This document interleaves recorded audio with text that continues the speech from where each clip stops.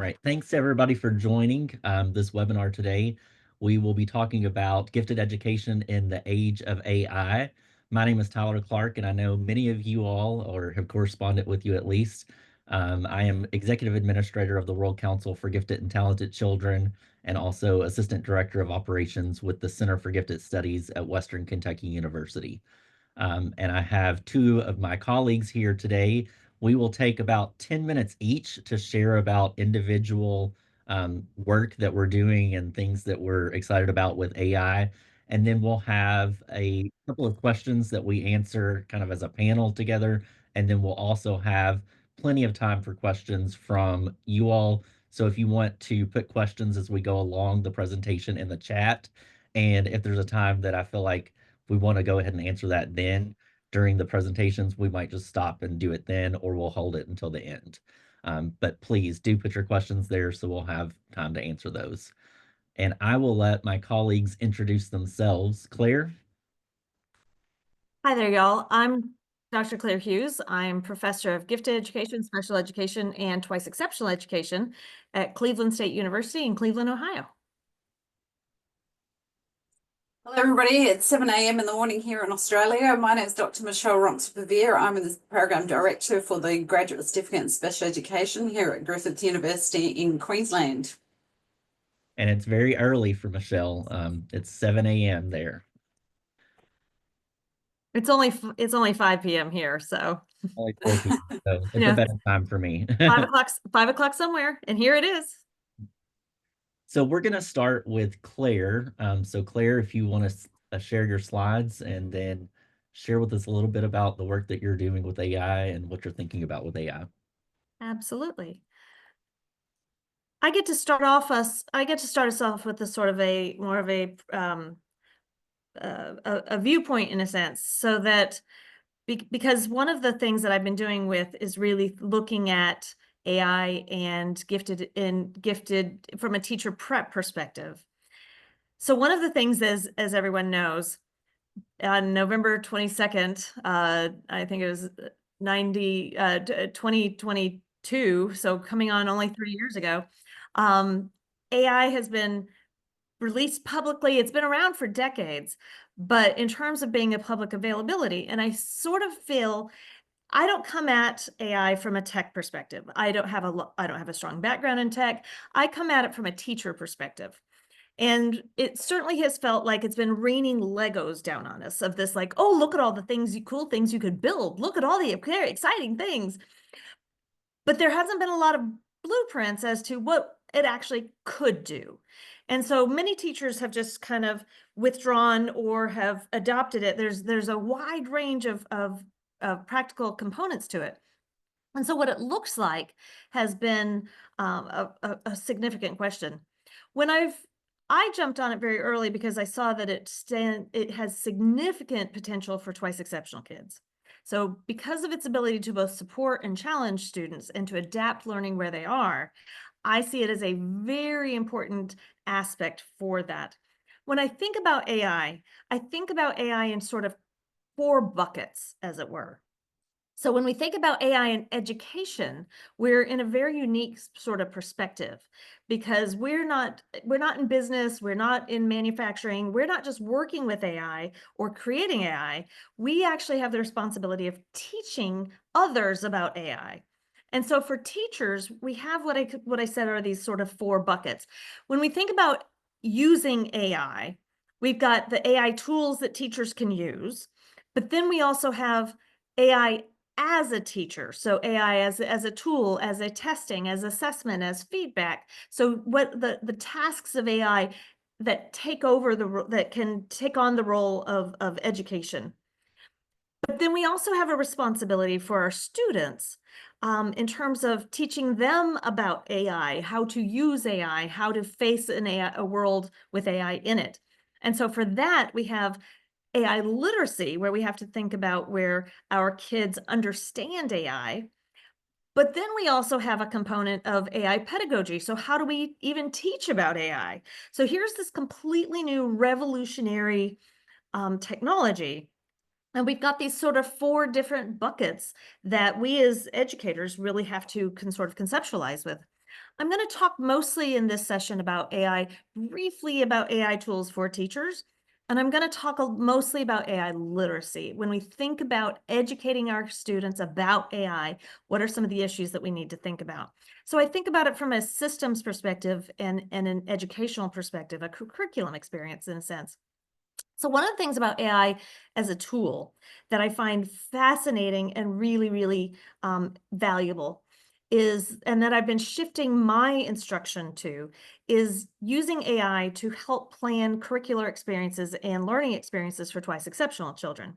So it's the idea of using complex planning for complex students. How can AI help create this experience for twice exceptional? Because they have issues related to disability and they have issues related to giftedness.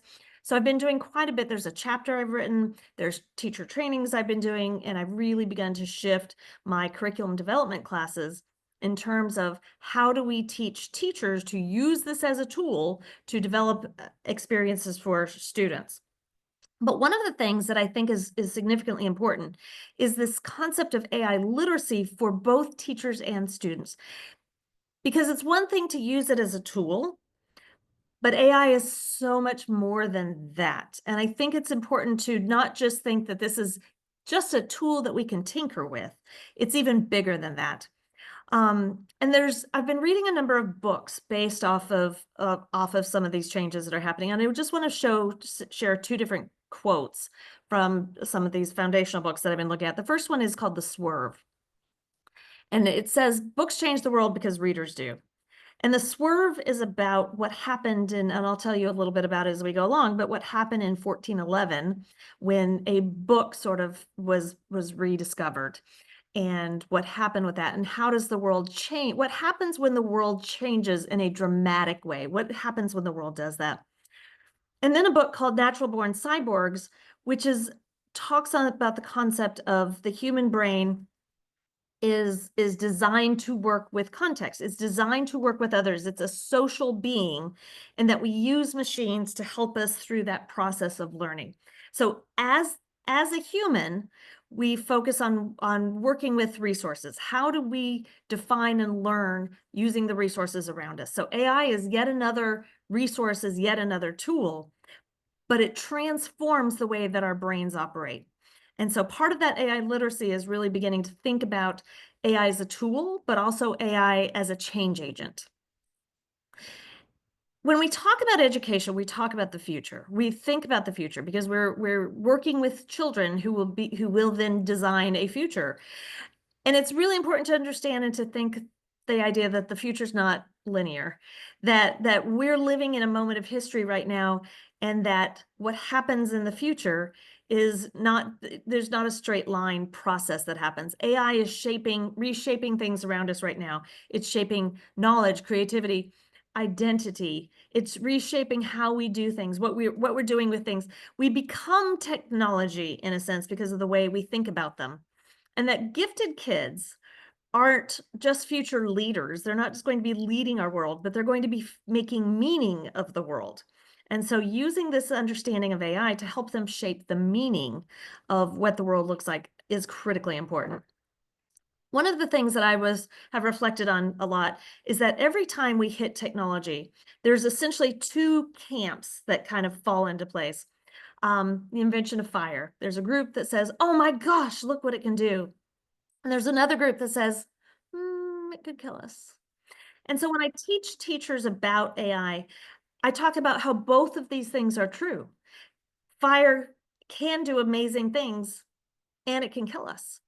And we've been at that place there. We've also been at the place at that moment of technology, of electricity. Look what it can do. It could kill us. And so really sort of understanding these limits and possibilities of what AI can do is part of this discussion of what we do with gifted kids. Same thing with cell phones and internet. Look what it can do. It could kill us. And AI is so large, has such an impact right now. It's very much akin to the breaking of the atom in a sense, because it's really changing the way that we can perceive things. Look what it can do. It could kill us. And so understanding those, having teachers and kids think through those kinds of pieces. I like to put things into historical perspectives and really think about how kids make meaning of things, how teachers make meaning to help children make meanings of things. And I think it's really important to kind of look at other places, other times that we've been in these places. So I was just kind of fascinated, in 1750, we shifted from a pictographic use of hieroglyphics to one that is sound oriented, that is phonetic oriented. And with the invention of phonics as opposed to visuals, we all of a sudden have the possibility of languages. So multiple languages can use the same system, but multiple languages can flourish. And so we had multiple languages and multiple diversity experiences of diversity bursting with the invention of the alphabet. A manuscript was written in 100 BC, but it wasn't really explored until 1417. And this is Lucretius' manuscript on the nature of things. And what happened is that this is in the book Swerve, but he wrote about that the universe is conceived of natural laws, not just whims of divine beings. And so with this concept of how the world works, people's perceptions of the world became very different. And this one little writing significantly changed how we perceive ourselves in the world and how we see actions and things around us. Similar shift happened in 1440 with the invention of the printing press. What's really fascinating with the printing press is that it was originally designed to print Bibles and to sort of keep the status quo. But with it, then we could spread information, we could spread concepts, we could spread political treatises, we could spread ideas. When we have a very small innovation like this, and we begin to think about how it changes the world so significantly, we've got things like electricity and mechanization that originally was just a rich man's toy. It was something to play with. It was kind of fun. But obviously it had enormous revolutions in terms of work, health, communication. Bitcoin, we're in the process of looking at that as a revolution. It was originally just oh yeah, that's cute. It's, somebody's going to hack into it. But what the concept of Bitcoin does is it changes the concept of centralization. It changes the concept of data in one place, that data can now be distributed, that information and knowledge can be widely spread. And what happens when we see this kinds of pieces is this disruption, this enormous, significant technological disruption leads to instability, which can then lead to authoritarianism. And so we have this process of societal change, societal aspects that significantly change because of this impact of technology. So with the printing press, because it was supposed to be about Bibles, but then all of a sudden it became about ideas, we had the restriction and the clamp down with the Inquisition. But that led then to the Renaissance. With electricity and mechanization, we then had this restriction and it led to World War I. World War I then led to World War II. And so we had a continuation of authoritarianism and restrictionism. We're in the midst of that kind of a swerve now. We're just right there, where the internet and AI could lead to reform. It could lead to civil wars. It could lead to empires falling. It could lead to a mini renaissance. Right now, we don't know where it's leading. And I think that that's a very important place for teachers and gifted children and gifted education who are preparing the future to really begin to look forward to. What that means for us as educators in gifted education is that we can't just teach AI as a tool. We have to teach AI in this historical, technical literacy, to understand technology as a historical movement, as a historical mover and shaker and changer.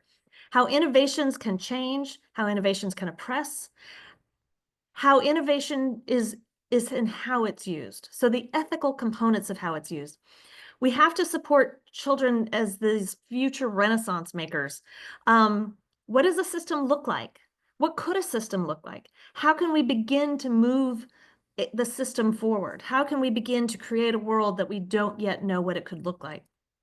And so as teachers, as educators, what we have to do is to teach our students not just to think about technology as a tool or technology as a process, but to look at the systems, and historical patterns of historical processes, to look at cycles, to look at consequences, to really foster ethical inquiry, to really foster digital literacy, to think about the tools that they've got to challenge and to reimagine systems, and then to explore how technology and governance and policies impact each other. And so to think about how policies and governance impacts rules and processes and procedures and who makes those rules and what those rules look like. Which means that a lot of the iconic components of gifted education are going to be shifting. And I think that we have to begin to address some of those. So much of gifted education, we focus on acceleration, moving through faster, quicker.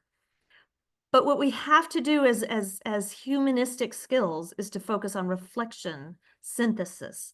What does this mean? We cannot beat a computer system in terms of speed, but what we can bring is reflection and synthesis. Content mastery. The content is exploding beyond what one can find in one place. So we have to think about curating ideas, critiquing ideas, evaluating ideas, ethically examining ideas. We can abstract, but what we really need to look at is how systems interact together, how ethical inferential, how we think about things from a connectivity perspective. And very often in gifted education, we talk about the independence. We have a child, an individualized educational program. And what we have to begin to work with is the synergy that happens between people and machines, that what happens when we connect with machines and new ideas are created by that connection. And it isn't just about problem solving, it's about problem finding, it's about curiosity, it's about looking at what could be, what isn't yet, and to think forward as well as backwards. And because I'm in teacher prep, one of the fascinating things that I've really been working with my teachers on is the role of the teacher.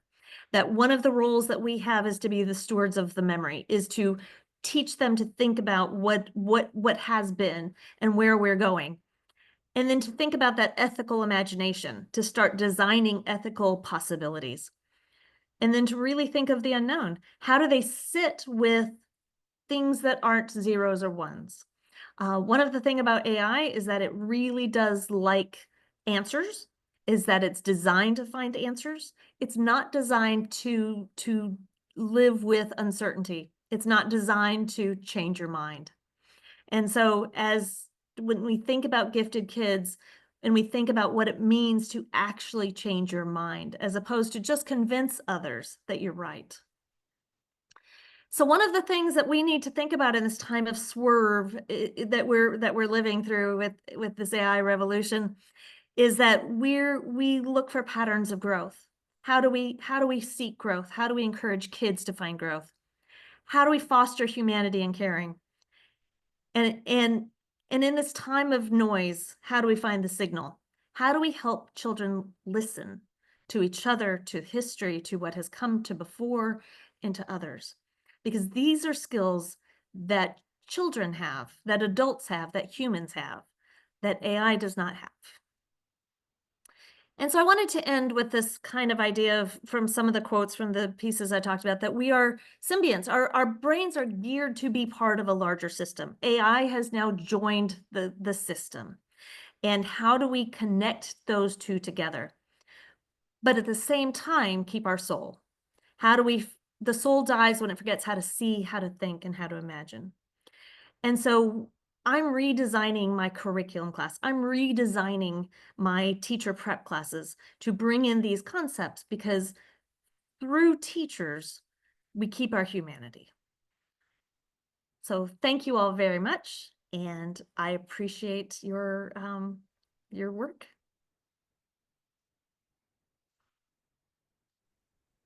Thank you, Claire. And again, if you all have questions as we're going along, please do drop those in the chat. We'll turn it over to Michelle next, who will share about her work.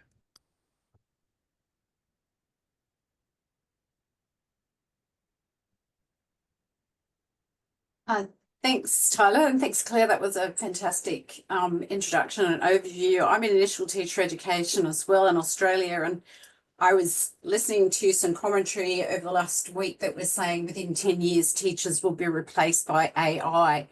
And I thought this is a real misunderstanding of what teachers actually do. So thank you for your wonderful overview there of what the importance of teachers is in the age of AI. So in terms of my session, I'm going to talk about some research and some experiments that I've been doing in the field of generative artificial intelligence. And similar to Claire, I do not have a background in technology. To me, AI or generative AI has opened up a whole new world of possibilities and things that we can explore, especially in relation to gifted education and twice exceptionality.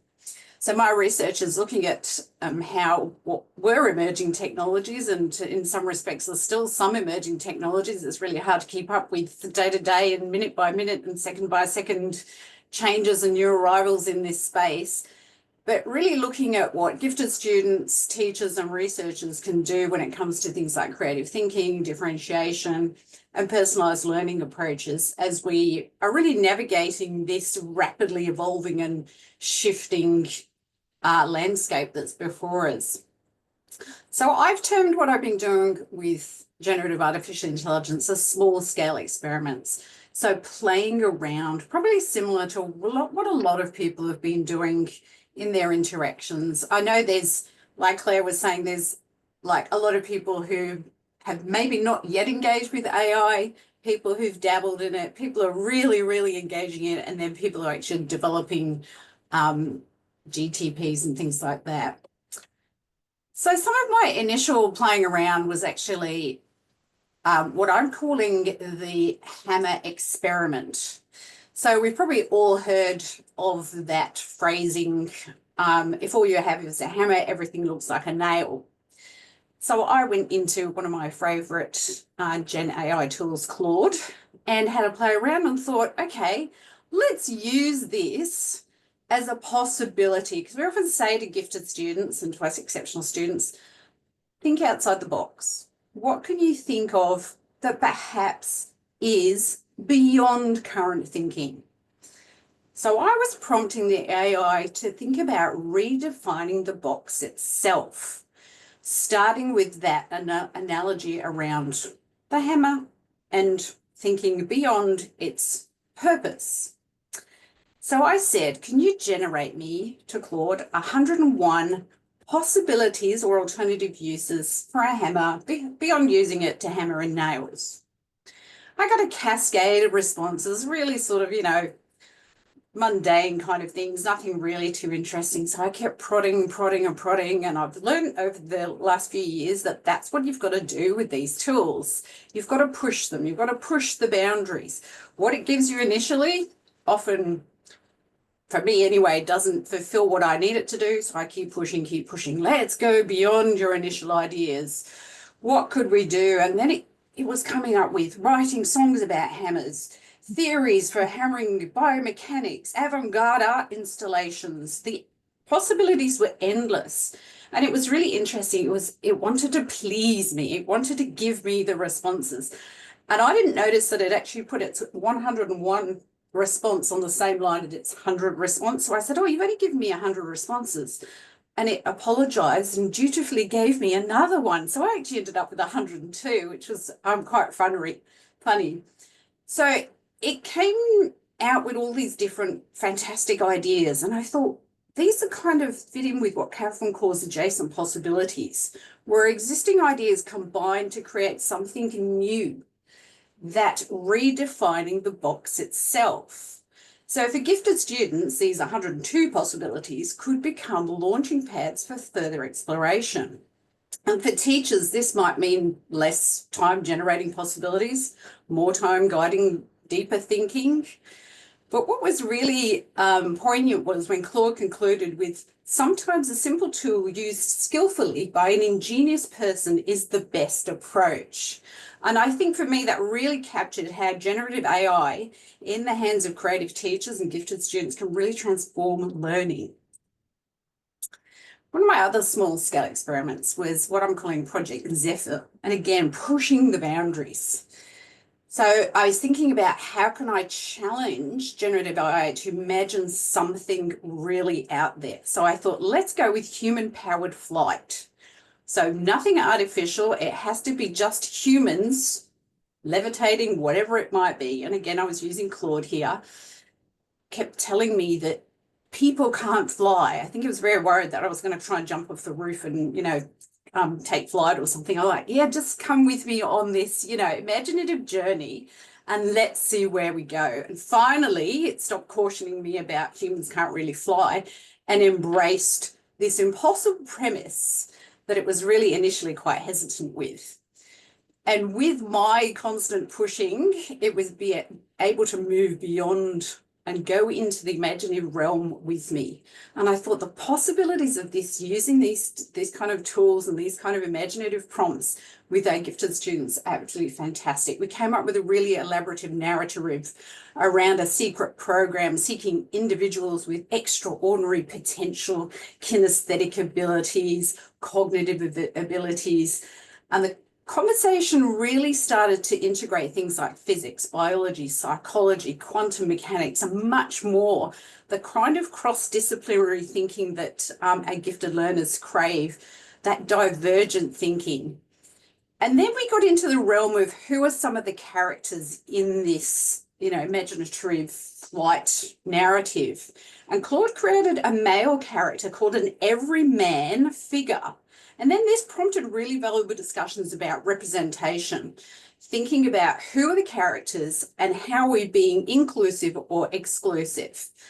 And I thought this was a really good point in the narrative to talk about how generative AI can actually, engage in sort of bias and exclusive kind of results. Some of my work is moving to what we're calling cognitive partner. So using generative AI as a thinking partner. So thinking about how it could partner with teachers, partner with students, partner with our initial teacher education students, model complex thinking processes. And there's actually some features of some of the newer or revised generative AI tools that actually show you and go through the cognitive processes behind its generation of ideas. So you can see things like the think alouds. So it's talking through its thought processes, thought as in, we tend to make these things human. They're not human. We have to remember that. But it's a really good way for our students and our gifted students to see the cognitive processes that sometimes can happen behind the scenes for what they're actually generating. And those divergent thinking things will strengthen analytical capabilities. So that metacognitive awareness and self-directed exploration is a really important facet. There's lots of different ideas in terms of using it. Teachers, those thinking processes, generating differentiated resources, and some of the other work we're doing at the moment that I'll talk about on the next slide is actually relating to how some of our profiling could be used for teachers as well. So an article where it's actually under review at the moment, fingers crossed, second round review, that it actually will be coming out very soon, is about pedagogical rehearsal.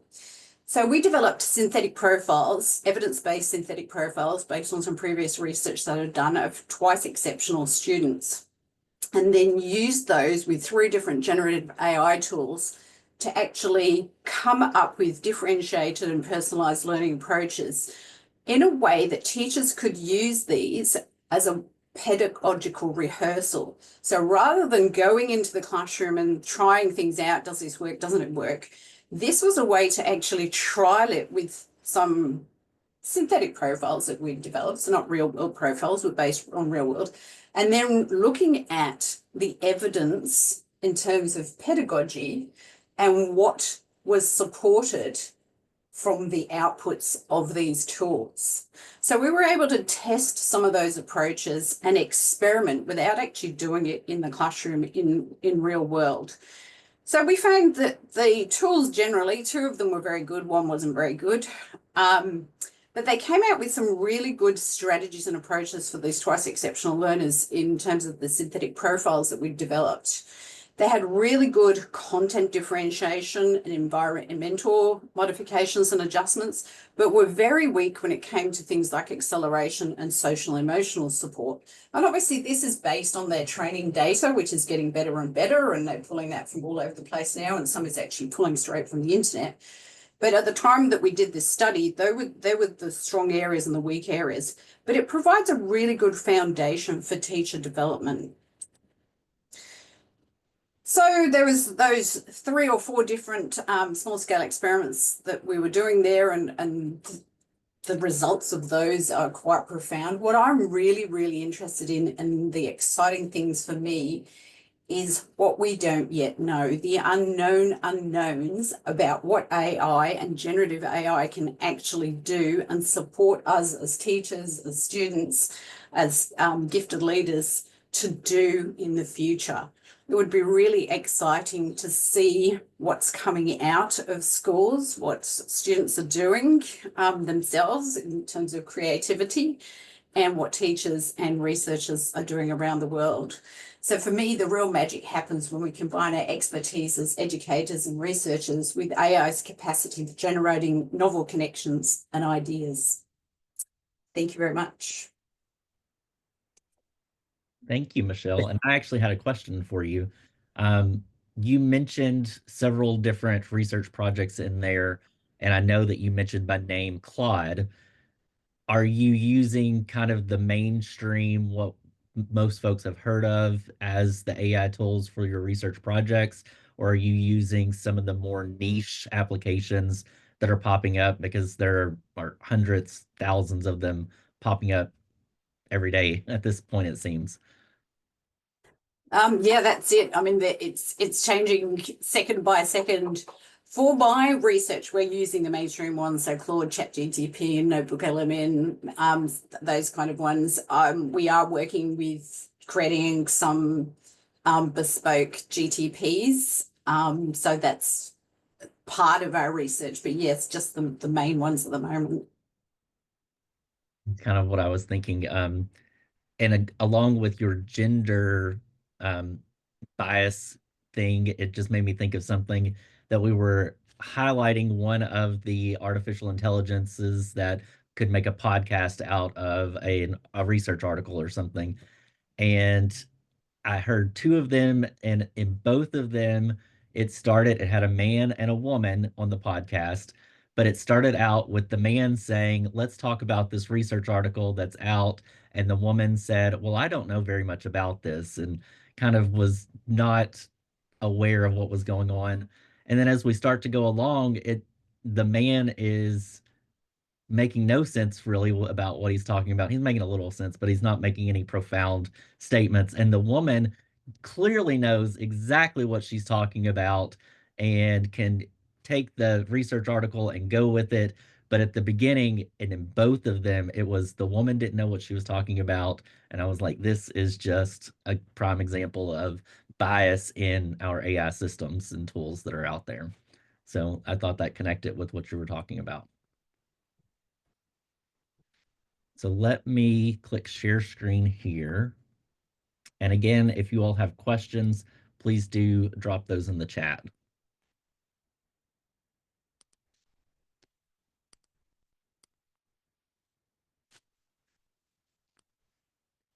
So I'm not going to play this video, but it is from a popular news show in the US. If you're from the US or have lived in the US, you've probably seen it.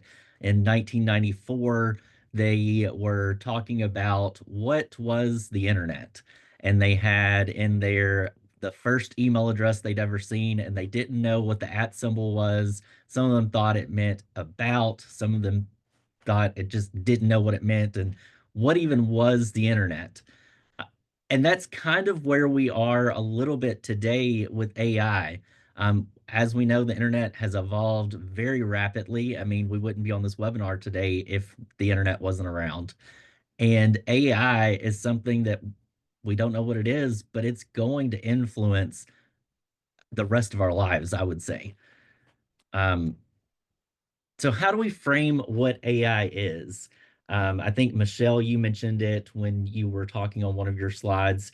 It's not human, but I think a lot of times we think that AI is human just because of the way that it interacts with us, and the responses that it gives. So when we were trying to frame what is AI and is it human, what's going on behind the scenes, we developed this activity that folks could share with their students. And we talked about, how are these AI models trained? Well, ChatGPT 3.0, I think it was, the best estimates, because they haven't given clear estimates about this, but the best estimates is that it was trained on about 576 gigabytes of data. So if you look at that, that's about 300 billion words, or 244.8 million pages. And for you all, for international folks, that is American pages. Our page sizes are a little different. So still a lot of pages. Or if you were reading that, it would take you 466 years to read nonstop to be able to understand the volume of information that's there. So there is a whole lot that's there that it's being trained on, that's developing these models, that makes it seem like it's a little human, but really what's going on behind the scenes is just statistical operations and determining what comes next. So to mimic this with students and with teachers so that they can help their students understand at the basic level what's going on with AI systems, we did a one-word story. So the first prompt, we said, tell a simple, predictable story about a dog. Each person in the small group contributes one word at a time until you form 1 to 3 sentences. And in this first one, we said, use logical, expected words. So you could do that same activity. What we came up with in my, I co-presented this with one of my colleagues here at the Center for Gifted Studies, B. Joyce. We came up with, the dog is slow. She ran very slowly. The car sped towards her and I picked her up. So it's probably pretty believable what it is. But then we asked them, make the dog's adventure unexpected, funny, or wild. Each person still contributes one word at a time, but use unusual ideas. And this one, we had the French ambassador, Gertrude, wore doggy print outfits. She sang at everyone, even her estranged owner. So if you think about that, it is kind of off the wall. It doesn't really make sense, really. It's creative. It's about the dog still, but it is very different. And this is how we think that students can understand at a very basic level what's going on with AI. It's just looking at the next word and what is most likely to be the next word in that sequence. And this is where we can talk about temperature in AI.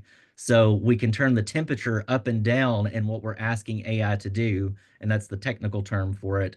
But we can ask it, can you be more creative with your responses? So a higher temperature is what's going on in the second prompt than in that first prompt, where you're going to get that generic response that we see it a lot of times. A lot of the AI responses are pretty similar if we're asking it similar questions. But if we ask it specifically to be more creative, then we can. So this is Gertrude. That was the inspiration of that game, and she's also barking in the background for you all, so you know she's here. So artificial intelligence, real issues. It does a lot of things really well, and it helps us. It's a tool that we can use if we use it the right way, but it also does a lot of things really poorly. So this is a activity. We tried to generate an image for a four corners activity. As you can see on here, it is not in English words. It's not in any language words really, except for the word concerned here, which I am kind of concerned about the output that it gave here. So knowing the limitations of the AI, and it is getting better. I think, Michelle, you said it, we don't know where it's going to go, um, but it is going to advance, but it does have real issues still. And this is a post that we saw. Someone posted about his little sister. I think she was in, let me pick up the dog. She was in the 3rd grade, and she asked ChatGPT to do her homework for her. So he said, but the thing is, she proceeds to ask ChatGPT to answer every single question in her 2-page math homework. And these include very simple questions like, how many hours are there in one day and 7 hours? Like, that's literally just 24 plus 7. And she asked that to ChatGPT without even trying to solve it. She just copies and pastes stupidly with Squid Game going on in the background. If there's a lot of elementary school kids doing this, that then the future is dark. Hear me out. Gen Z is capable of writing and answering, but use ChatGPT because they're lazy. Gen Alpha will need to use it because they will not even be capable of doing it themselves. And I think that that just sets the scene for a really stark reality that if we're not getting ahead of where AI is and how we are supporting students in their use of it, they're not going to be able to think for themselves. And Claire, I think your table where you looked at the old paradigm and the AI era, that I think that was really well done. As I was thinking about it, there are a lot of those things in the old paradigm. We've shifted to how we're thinking about and the skills that we need, but that doesn't mean that we can let AI do everything for us, and we have to train our students to be responsible users of AI to make sure that they are thinkers that we need them to be. So as I mentioned in my question to Michelle, there are tons and tons of different AI tools that are popping up everywhere. Right now, GPT, Copilot, Gemini, Claude, those are kind of the big ones. There are probably a few other ones, but those are the big ones that are popping up everywhere. And I think that when we're talking with educators and we're saying use AI, well, then we give them all of these different tools all at once, and we kind of overwhelm them. And I get overwhelmed when I see all of these different ones, and it's like, how do I choose? Where do I start? So sometimes just starting with some of the out of the box tools are the best ways to do it so that they can, um, Claire, I think your word was tinker with it. Tinker with those out of the box tools. And then as you get more familiar with it and you're more comfortable with it, then you can start adding on some of these niche tools that aren't as common or mainstream. Um, but it can be really overwhelming if you start just looking at everything that's out there. So something that we have looked at is using it as a differentiation tool. So in the US, a lot of times we have teachers that are new and even experienced teachers that find it incredibly difficult to differentiate instruction for gifted learners. They find it time consuming. There's always something that rises to the top for them. So we looked at, can AI tools be a support for these teachers? Again, not a replacement for their own thinking and analysis of this, but can they use it as a support to develop differentiated curriculum that they can use in their classrooms? We have, like Michelle, we're under we just got the second review back and minor revisions, so hopefully the paper will be published pretty soon. But we looked at 3 different AI, 3 different question generators. One of them was ChatGPT, one of them was Google Bard at the time, it's now Google Gemini. And then we also asked a human who was an experienced educator to develop questions based upon the levels of Bloom's taxonomy. And then we asked people who were experts in gifted education and curriculum development to kind of rate the extent that they believed that the questions matched the actual level of Bloom's taxonomy that it was intended to match. And we found that AI was actually pretty good at matching the levels of Bloom's taxonomy to what they should be. It did have more challenge in the higher order thinking skills than it did in the lower order thinking skills, which I don't think would surprise anyone. But it was pretty on par with where humans could develop those questions in alignment with Bloom's taxonomy. But then we would get to sometimes on the create level, as we see often, the create is not actually create, it is maybe create a poster that demonstrates your knowledge on this topic. Well, just because you use the word create in the question or the prompt does not mean that it is a creative question for the students to think about. And we saw that quite frequently in the AI responses, and we see that in human responses as well. So we're interested in looking at different differentiation strategies that we can use as well, but Bloom's is the one that we've actually done the study with so far. And I included some slides in here that you can look at later of what were some of those responses that were given by the artificial intelligence. And then also there are other uses. So how can we start to use it for identifying gifted students? Is it reliable? Are there biases that it's going to take into account that they're going to miss students because it's not our typical gifted student? How do we account for that and make sure that if we are using it as a tool for identification, that we're not allowing too much of that bias to tie into our thinking? And then also developing service options for students. All right. So I saw some chats coming through. I don't know, Michelle and Claire, did you all have a chance to see those to see if we might want to start with asking some of those? I've just gone down the rabbit hole that Barbara provided here of downloading this article that I can translate into English about different types of creativity that AI can help provide and support us in interacting, that intersection between that cyborg, you know, that interaction between human thought and machine thought of what that creativity might look like. So it's a fascinating article and my head is starting to spin a bit. May I add something? It's actually quite late here. It's almost midnight here in Germany. So hi there. Thanks for staying up for us. The article was interesting because they found out that AI seems to be using similar creative strategies that we as humans do from a psychological creativity systematic.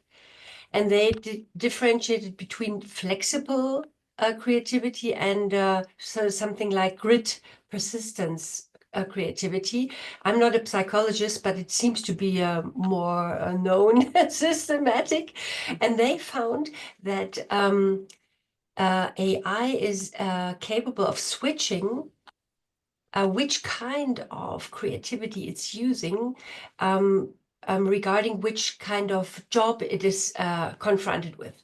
And humans seem to be more, you know, on one direction, and they tend to use a specific one. So they concluded that's a great idea, because then we can use AI to use this other kind of creativity to add to ours if we tend to use one of those. So that's why it was very brand new. It's still hot, the results. Thank you for sharing, Barbara. There was I just had a quick skim read through it, and there was one phrase that stood out for me, using AI as a sparring partner. I guess that sums up a little bit about how I use it in my research, and really pushing the boundaries, as I said in my section of the webinar, and not just accepting the initial outputs, pushing it to think further, to be more creative, to be more divergent in its responses. And to me, those are the kind of things that really connect with the characteristics and strengths of our gifted students. And Michelle, I was talking right before this webinar with my colleague B here in the office, and we were talking about she had read a post about people saying that they were going through AI systems as a thought partner, and they would get an answer, and then they would say no, and then they would get another answer. And in the process, they came to what their realization was of the actual answer that they were looking for. And they were like, wow, this is great. AI can do this for me. And she said, actually, you just gone through the process of thinking. So AI didn't develop that for you. It just guided you through the thought process. And I think that for me, Yeah. I do use it a lot, and I'll argue back and forth with AI as I go through ChatGPT, and I'm like, that's not what I wanted at all. This is not right. And it always apologizes and gives me Yes. something different that it thinks is what I want. And I think, Tyler, you hit on something really interesting there. It might not be what it outputs that we end up using. It might be the partnership or that cognitive partnership. So our interaction with the tools is actually changing us and changing our thought processes, even if we're not actually using it to output. And I think that's a really important part of how we're using and interacting with these tools to come up with whatever it is that we're seeking. And I see a comment here from Min about assessing creativity, and that it is more that it can also help with fostering and extending creative thinking.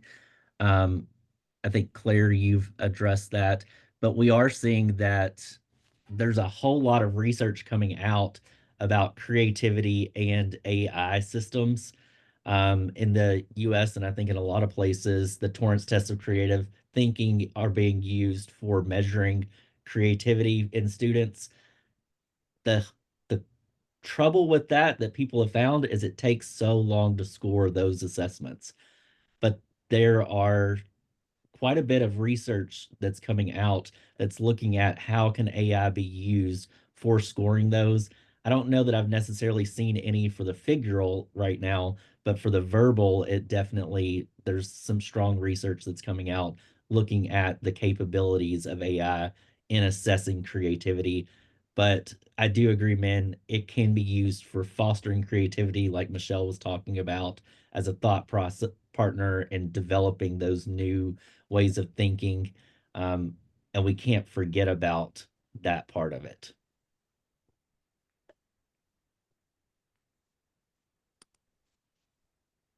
So I'm going to ask a question that I would claim as my own, but I actually had ChatGPT come up with it and I liked it, so I stuck with it. How can AI tools be leveraged to personalize learning experiences for gifted students without diminishing the role of educators? So it's kind of a two-pronged question: personalized learning, but also not diminishing the role of educators.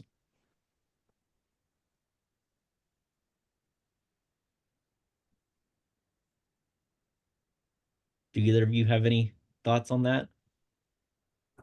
I think that's a big question. And like you said, two parts. So in terms of personalized learning, so we're moving beyond differentiation. We're actually looking at who these specific students are. And this links back to one of the research projects that I was talking about with our synthetic learner profiles. So you've got to be really mindful of not obviously sharing information about students with any of these tools. They're not closed. We really don't know how they use the inputs that we give them. But if you can provide something that's not specific to a student, I'm finding that some of the outputs that it comes up with, the ideas for personalized learning approaches for particular curriculum areas, are really quite useful. So if you're broad but a little specific but not giving private information to these tools, I think some of the results can be quite useful. And you've again got to push the bots beyond their traditional approaches. So it will give you very generic outputs. You've got to say, I'm doing this lesson about photosynthesis, and I want to specifically go in depth for this student who's got, you know, the following learning requirements. So you've got to be really craft your prompts in a way that are going to give you a good output. So giving it context and being very specific while being mindful of not sharing private and personal information is one of the ways that you can actually do that.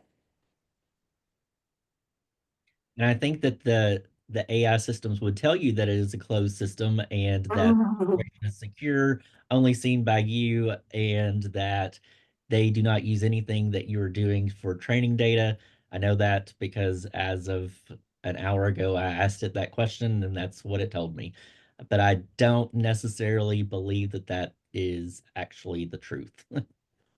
Yeah, and I think also that connects with what we call hallucinations. So they can make things up and they can invent things that aren't necessarily there. I was playing around with that kind of podcasting thing that Notebook LM has that you were talking about before, Tyler. And it was great for the first 2 minutes. I thought, wow, that's really fantastic. And then it just started making things up. And I'm thinking, that's not in the article that I just gave you. That's not in the prompt that I just gave you. So that's where you've got to really check the responses. And I thought it was interesting that example that you shared from the sister who was just putting in the questions and taking the answers. She's not able to check those. So it doesn't mean they're right.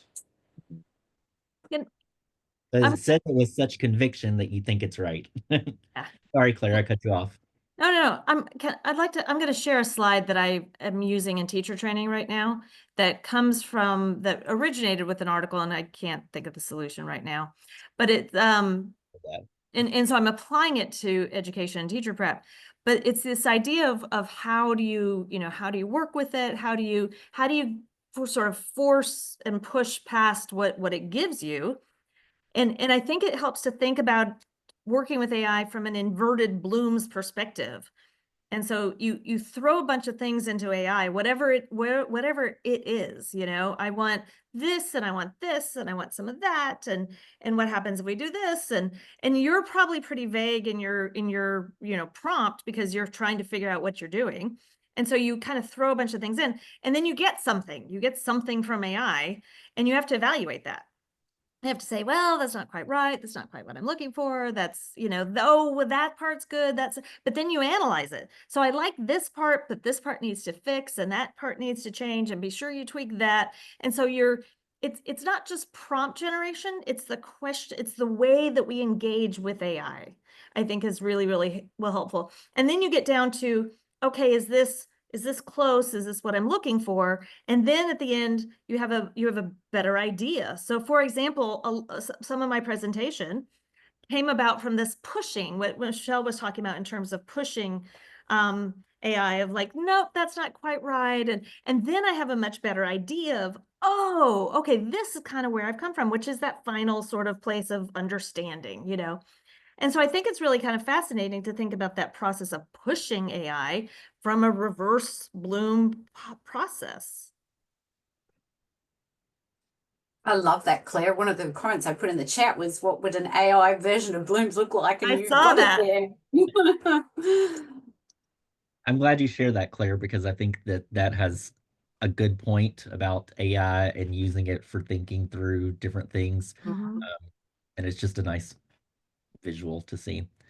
Claire, this question in the chat was directed towards you, but I think we can answer it. But if you want to start with it, the person says he's a policy major student focusing on education reform and talent development in South Korea. In our national curriculum, there's a strong emphasis on promoting AI and digital literacy, but there's still this ambiguity about what specific competencies it actually involves. So could you share your perspective on what key competencies should be prioritized to prepare gifted students to critically engage with AI tools, not just as users, but as ethical citizens in a tech-driven world? I saw that question earlier, and so I threw it into ChatGPT to sort of see what it might do. And it's that perfect example of throwing it in, getting an answer, tweaking it, working with it, sort of thinking about what I presented on, and sort of look through that. So I posted a fairly lengthy answer because, of course, ChatGPT gives you, you ask for this much and you get that much. But one of the things that I really wanted to talk about from that answer is one of the things I find really fascinating is the system is that reverse Bloom's, is being able to evaluate what it is that we get back from it. It's that critical thinking. It's that what is the algorithm? Why did the algorithm give me that? And what is it I actually want it to do? So it's kind of like your example I love your example of, okay, here's a story, here's a boring story, and here's an interesting story. You sort of set the confines of what you want. That's still the algorithm, but how do you keep pushing it to get it what you actually want?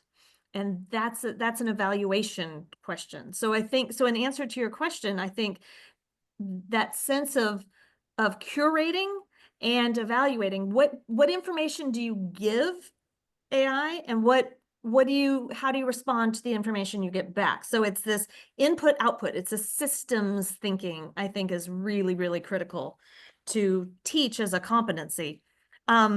And then it gave me some other things which were very helpful, but I think so much of it lives with that first bit, which is, yes, obviously ethical reasoning. We had a presenter, I had a conference today with where he talked about he fed, one of his mentors has died, and so he fed some of the writings into AI that of interchanges, email exchanges, et cetera, that he had with his mentor. And so now he asks this bot, well, what would Larry say? And the bot responds as Larry.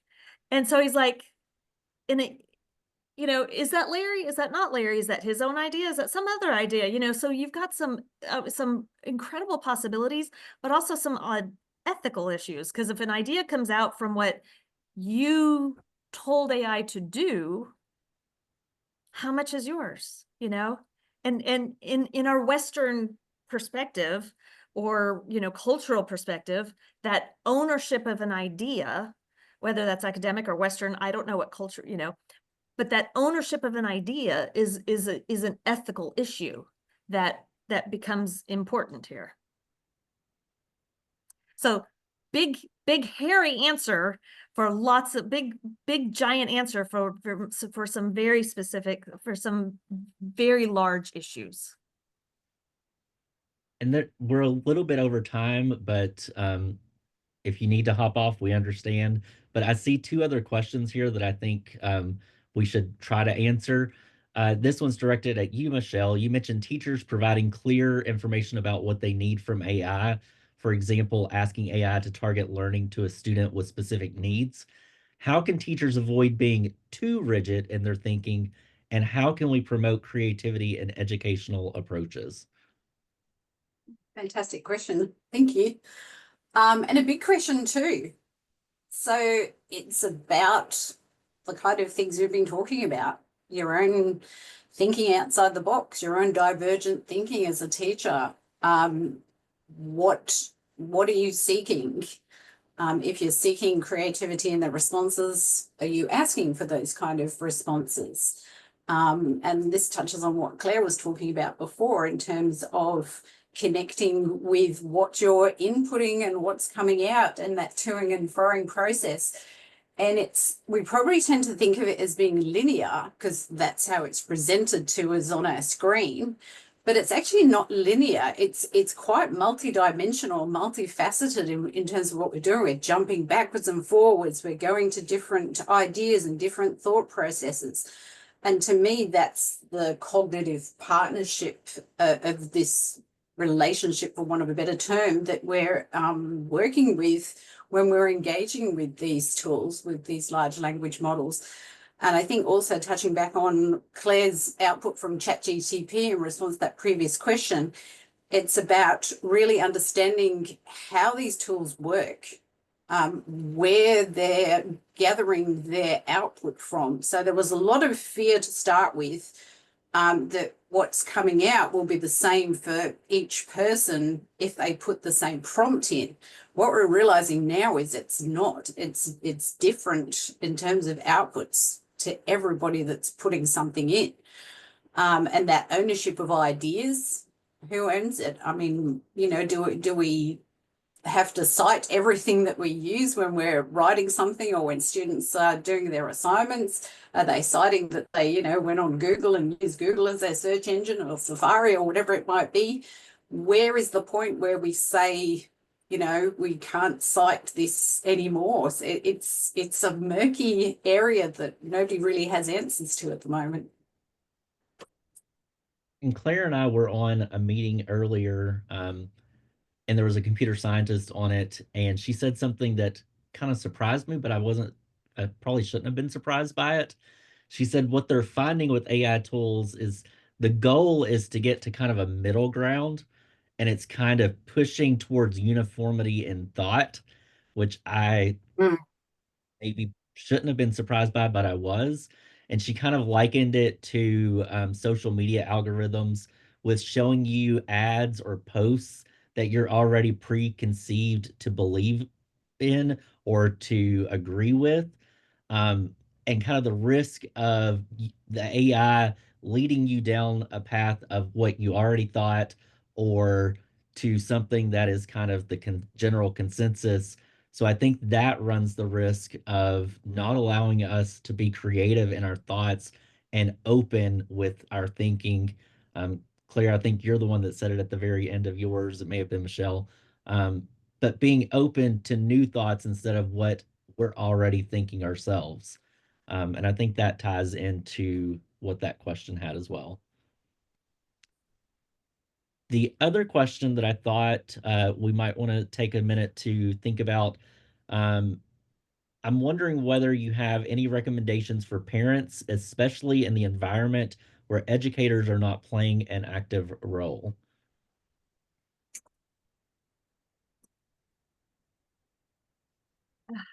I hate this answer in a sense. If we as educators in a professional sense don't step forward, the world's going to move on without us. And I think that gap between those who are jumping on board and understanding this is a swerve and those who aren't is just going to exacerbate the haves and the have-nots. There's a school in Austin, Texas. It's in a variety of places called Alpha School, which is being run by a parent with really good intentions. She comes from the tech world, where it's phenomenal. The teachers are acting as coaches, they're acting as facilitators. The curriculum sort of meets kids where they are, adapts the reading to them, provides immediate feedback. She's got some research showing that they do 2 hours of online computer instruction from K to 12, and they're learning as much in 2 hours as most kids learn in 6 weeks. Or 6 days. I can't remember the 6 hours basically. But then they go do hands-on, and they're doing social justice work, and they're doing community gardens, and they're doing, applied problem-solving activities. That's a phenomenal school.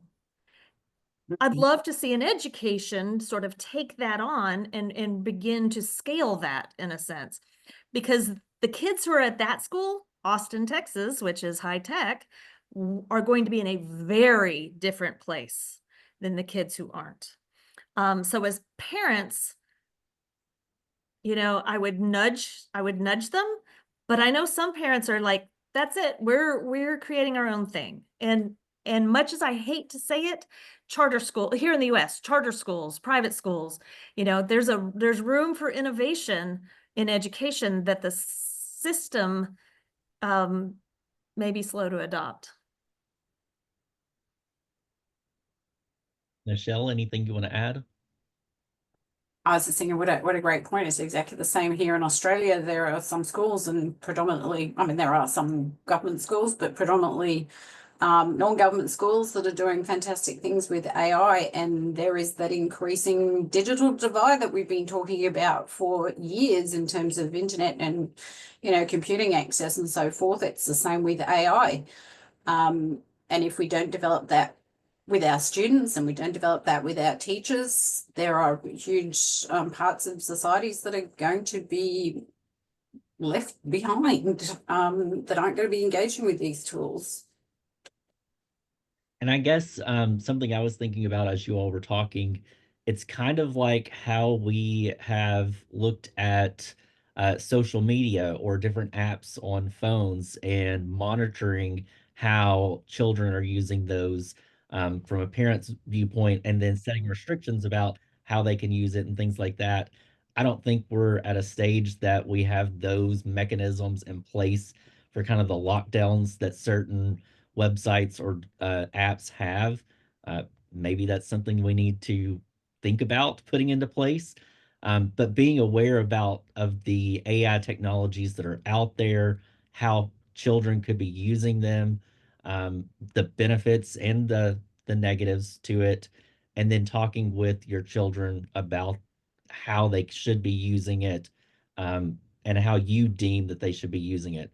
And I think that as a parent, that is your decision about to what extent do you allow your child to use AI tools.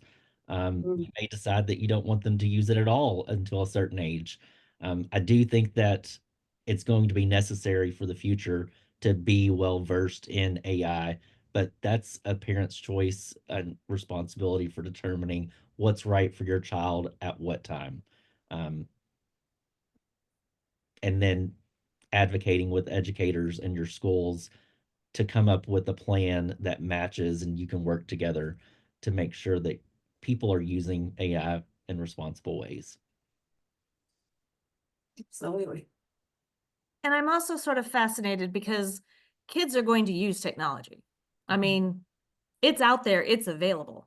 But if you think about schools that have taught kids how to use technology, those kids are in a very different place than kids who are just doom scrolling and playing, you know, I'm going to show my age, Candy Crush or whatever the new game is, you know, that who are just simply receiving it as opposed to using it. And so I think that there's a significant gap there, not just in in having access to it, but in how one uses and learns with it. Well, we are over time. I appreciate each of you coming. We will be posting the recording of this if you want to go back and watch any of it. And if you have any questions, please reach out to us.